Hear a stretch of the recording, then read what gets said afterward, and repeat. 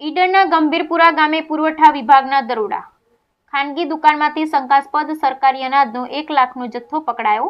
ઈડરના ગંભીરપુરામાં ગુરુવારે પુરવઠા વિભાગની ટીમે દરોડા પાડી ઘઉં, ચોખા, ચણાની શંકાસ્પદ સરકારી 1 લાખથી વધુનો જથ્થો ઝડપી પાડ્યો હતો. આ શંકાસ્પદ અનાજનો જથ્થો સીઝ કરવામાં આવ્યો, જેમાં ઘઉંનો 1790 કિલોગ્રામ, ચોખા 1150 અને ચણા 50 કિલોગ્રામનો જથ્થો સીઝ કરાયો. જિલ્લા પુરવઠા અધિકારીને ગુરુવારે ગંભીરપુરાથી પસાર થતી વખતે એક દુકાનમાં સરકારી અનાજની લે-વેચ થતી હોવાની હિલચાલ જોવા મળતા ઈડર પુરવઠા વિભાગની ટીમને બોલાવી દુકાનમાં દરોડો પાડ્યો હતો.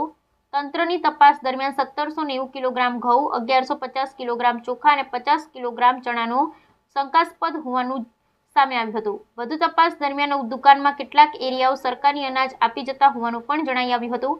આ અનાજ બાબતે દુકાન માલિક મહેમાન ઝાકીર હુસેન ફકીર મોહમ્મદની પૂછતાછ ધરી હતી, જેમાં તેઓ કોઈ સંતોષકારક જવાબ આપી શક્યા ન હતા, જેથી આખરે તંત્રએ અનાજનો તમામ જથ્થો શંકાસ્પદ સરકારી અનાજરૂપી ગણી તમામ જથ્થો તેમજ 4000ના 2 વજન કાંટા મળી ₹13,930નો મુદ્દામાલ કબજે લીધો હતો. તમામ શંકાસ્પદ અનાજની જાંચ કરીને પુરવઠા ગોડાઉનમાં મોકલી આપવામાં આવ્યું હતું. બ્યુરો રિપોર્ટ ગૌતમ નાયક, હાલાર એક્સપ્રેસ ન્યૂઝ, સાબરકાંઠા.